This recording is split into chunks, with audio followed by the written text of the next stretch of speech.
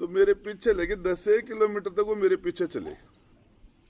मैं बताऊं आपको, मेरी गाड़ी को रोका भी, तो गाड़ी रोकी तो उन्होंने बिल्कुल नजदीक लाके ब्रेक दिए। फिर मैं कोई पीएसओ वगैरह तो रखता नहीं हूँ कभी, ये और कभी नहीं रखे मैंने तो साहब।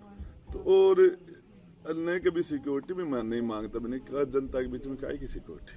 तो साहब मैं आपको बताऊं, उसके बाद में 4 या 5 बार मैंने वो गाड़ी ओवरटेक कर रही थी, पीछे जा रही थी, और फिर वो मैंने गाड़ी रोक दी तो वो लोग उतर के आए, कोई नीम का थाना के इधर के छोरे थे। तो फिर मैंने उन छोरों को पकड़ के मैंने क्या है, तो मुझे तो समझ में नहीं आया, दारू से पी हुई थी, और फिर मैं उनसे किसी को नहीं कहा। और ये अब इस मामले के अंदर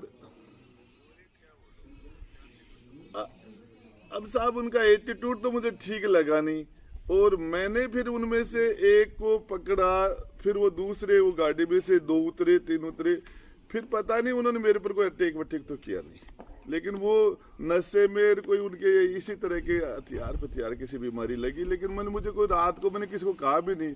अभी कोई दूसरी कंप्लेंट और आई थी, तो साहब से मेरी बात हुई किसी और मामले को लेके, फिर मैंने कहा एसपी साहब क्या हो रहा है इस तरीके से, हमारे तो कभी इस तरह से हुआ नहीं इस तरीके से। और वो तो मैं कोई ज्यादा नहीं साहब, मैं तो डाउट भी नहीं यार, मैं तो सर ये मानता हूँ ऊपर वाले के हाथ में मारना जुबाना, कौन मारेगा क्या है इसमें। नहीं तो आपसे 100 मीटर दूर 2 गाड़ी रात 24 घंटा खड़ी। अब आपको बताऊं, मेरे गुड्डा थाने से 100 मीटर की दूरी पर 2 गाड़ियां एक किसी के घर पर आकर हमला कर दिया, किसी घर पर, विकलांग मास्टर है, और वो टीचर विकलांग है। ये गुड्डा गोड़जी थाने की बात है।